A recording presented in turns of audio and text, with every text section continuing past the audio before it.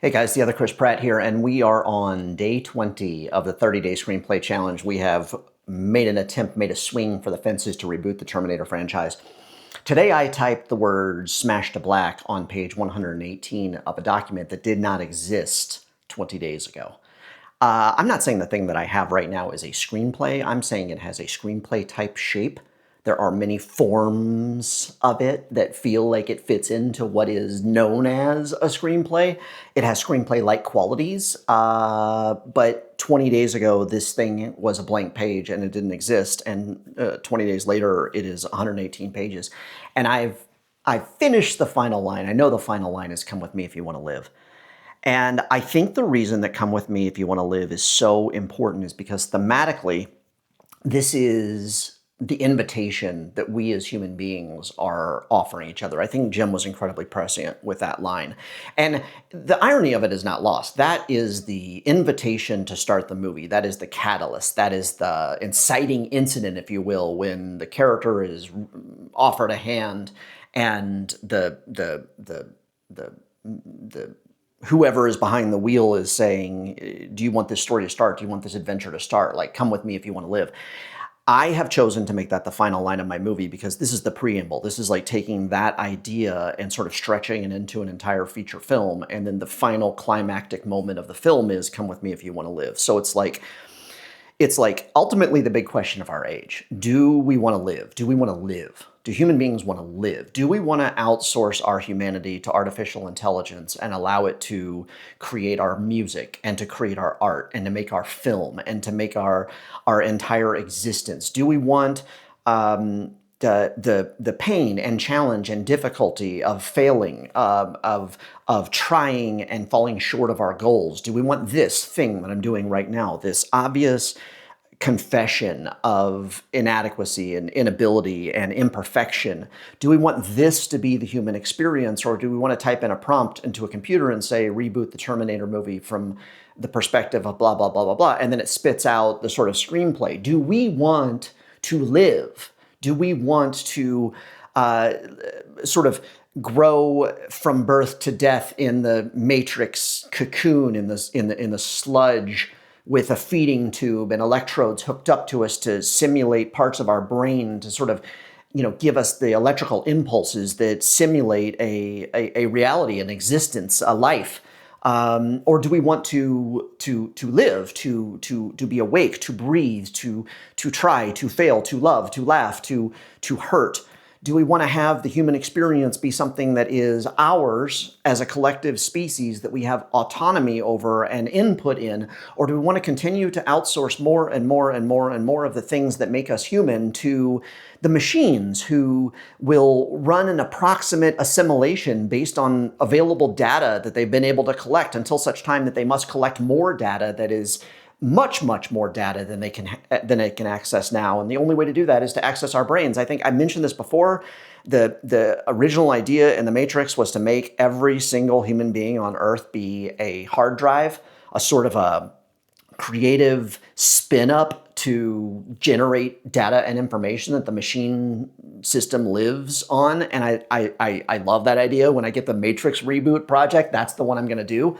But they changed it to copper tops and battery and heat sources and burn the sky and all that stuff. I think works great. But I'm absolutely obsessed with the idea that there is not enough data in the world right now. They've already hoovered it all up. They've sucked it all up. They've got every social media post from every site, from every Reddit, from every Wikipedia, from every entry, from every screenplay, movie, book, novel, song. Everything that's ever been written by or created by human beings has already been sort of hoovered up into the data of the AI, and it's not enough. It's not enough by a long shot. It's not enough for AGI, and they need more and more and more and more. So what they're doing is they're sort of like simultaneously creating this slop, which is a simulation of the human experience, and then at the same time finding ways to kind of collect more and more and more of our humanity, of the data that we generate on a daily basis with our sight and our sound and our ears and our eyes. They're going to have us wearing the glasses and looking at what we look at. Pretty soon it'll be the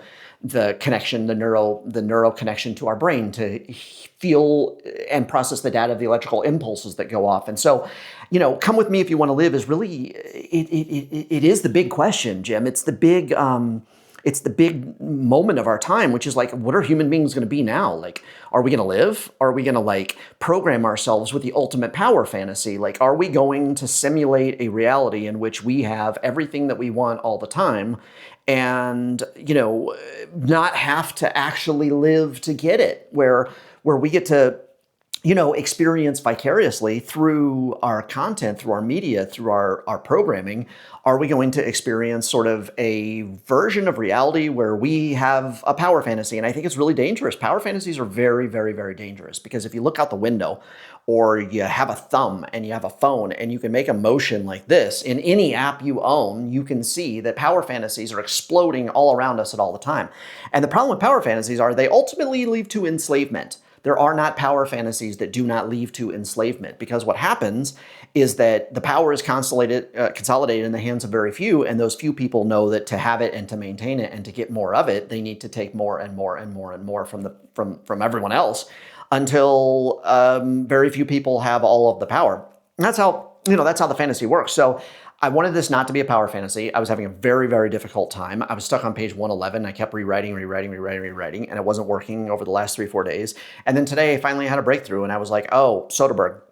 Soderbergh is exceptionally gifted at giving you emotionally fulfilling, climactic sort of end sequences that pay off and make the whole journey feel worthwhile. And you know, it's not the happy ending. He doesn't slap a happy ending on. What he does is he distills the emotional sort of journey of the entire project into a few single, usually completely unspoken moments at the end of his films, in which characters have a catharsis for having gone through the journey. I'm talking about the 12 silhouettes against the Bellagio fountain, and you sort of see these guys look at each other and sort of nod, and like, it's almost like, did that just happen? Did that just happen? Did we just do that? Like, and they nod and they kind of walk away, and one by one they file out to disappear back into the ether where they went before, like spirits, like conjured, visions of the Lady Muse who join together and form the team to solve the impossible, and at the end disappear like ghosts in the wind. Or the Limey when he's on the plane, and you realize, oh, that stuff on the plane wasn't him coming to LA to investigate his daughter's murder. Spoiler alert. That stuff was the resolution. He's leaving. He's flying home. Like he's done it. Like he's sort of it takes on a completely, totally different meaning and has a level of emotional resolution for the audience that you didn't even see coming. So it is both surprising and completely fulfilling in every way. And it's like, that's what Michael Arndt talks about in the Insanely Great Endings. And I don't know if Soderbergh and Arndt are friends or if they've ever discussed it, but I wouldn't be shocked to know that Soderbergh either consciously or unconsciously incorporates that kind of stuff into his work. So I started thinking about that, and I started thinking about what I was missing to have that. And just thinking about the idea that that's how he does that, and that's not how I've done that. How is the way I can do that? Then I took that scene that I was completely just stuck on, and I went to the end of the script and I rewrote it from scratch, and I did it 3-4 pages of it. And then I picked it up and put it back in the place in the movie where it belongs. And I realized, like, oh, that's the key.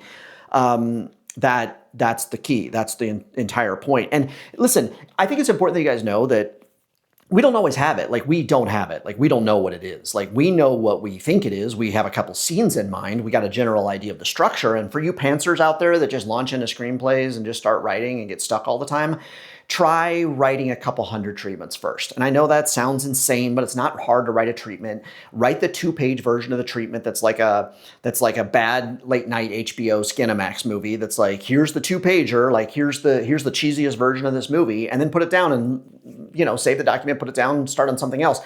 What you're doing is, it's a muscle to get yourself into the habit of telling stories in genres. Like, we could take a Terminator reboot and do a dozen genres. Next month, I want to literally do this as Apocalypse Now. I want to do a Terminator movie as Apocalypse Now. I want to go back to Conrad's Heart of Darkness. I want to study it. I want to break it down, and I want to show how that's a Terminator movie too. And do the Heart of Darkness. Like, I've been thinking about doing it forever. I've been wanting to do it forever. This is the perfect way to do it. If I don't already have another job, which I might have, I am going to do that for month 2. So that's going to be the second, I'm going to call that the second season of this. But To the eagle-eye viewer that recognized that this is a two-pot of coffee video series and that turning this thing up to 2 times to listen to it probably isn't a good idea because I already think fast and talk fast. I appreciate that. Your recommendation to cut back on the coffee is probably good advice. I mean, my doctor and my wife would agree, but I feel like when you wake up at 5 and you're ready to go and this stuff's pouring out of you, you just gotta keep the momentum of it. So yeah, come with me if you want to live. Day 20. A rough draft. I wouldn't call it a rough draft. I would call it like a vomit draft. I would call it like it is a draft. Like today, I'm gonna pop a whiskey. I'm gonna have 3 fingers of brown. I'm gonna celebrate. I'm gonna sit back and put my headset on. I'm gonna listen to the script being read to me because that's more effective for my process. But I don't think it's a script yet. I think what it is it's an invitation to get started to finish the first draft of the script. So I'm happy today. I'm going to take 4 or 5 days off just to think and make notes. And what I want to do is I want to listen to it. I want to start thinking about, okay, here's what this needs to be an actual movie. Tomorrow's video, I'm warning you right now, is going to be super depressing. I'm going to be like sinking into the realization that like, this is not a movie. This is not what I thought it was. Like yesterday, I was high on my own supply and I was like, just over the moon about what I thought I had done. And then the realization sunk in after I listened to it and then thought about it. Like it's not a movie. I'm giving myself permission. It's not a movie. It's okay. Give myself 4 or 5 days to really think about it, make some notes, talk to you guys, think about what I need to fix, think about what I need to finish, think about what I need to do. And that last 4 or 5 day sprint, that last little parenthetical at the end that is the sort of the denouement is the chance to really fix the stuff and hammer home what should be a showable rough draft. I'm not going to put something on the internet and show you guys that isn't even a draft of a movie. But I don't need 10 days to tinker with it. What I need time to think and then work out some of the stuff that I want to do and then time to focus on kind of implementing the notes that I'm about to give myself in the next 5 days. So, for you guys out there just starting, make a plan, plan your work your plan. If you can set an absolutely insane, unreasonable goal and then, sort of like work toward it with the expectation that what you have isn't perfect, far from perfect, I mean, unshowable as far from perfect, then, there's no reason that 30 days from today or 30 days later, you will have a screenplay, which is what we're working towards. Stay tuned. More tomorrow.